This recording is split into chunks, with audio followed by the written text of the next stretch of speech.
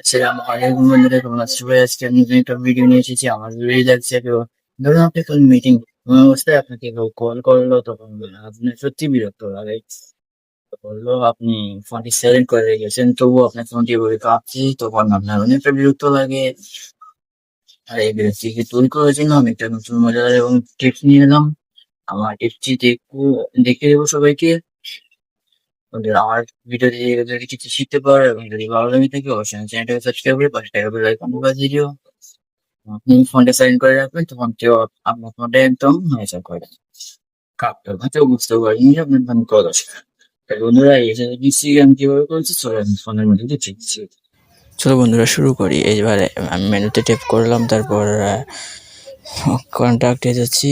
এই যে কন্ট্যাক্টে এলাম, তারপর নিচের দিকে যাচ্ছি। নিচের দিকে এসে আমরা এখানে দেখলাম নো স্ক্যানিং, এটার উপর ট্যাপ করলাম। তারপর এখানে দেখো এর নাম্বার আছে, এটা ওটিপিতে ট্যাপ করলাম, ওপিটিতে।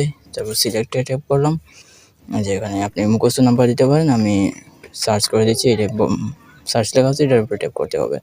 যে প্রথমে কোড দিচ্ছি, এটা ক্লিয়ার করে আমি সার্চের উপরে ট্যাপ করলাম।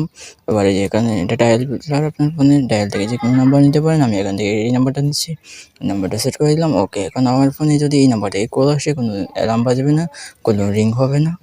তো বন্ধুরা, কেউ বুঝতেই পারবে না যে এই নাম্বার থেকে আমার ফোনে কল এসেছিল। ভিডিও চলে সুস্থ থাকেন, আল্লাহ।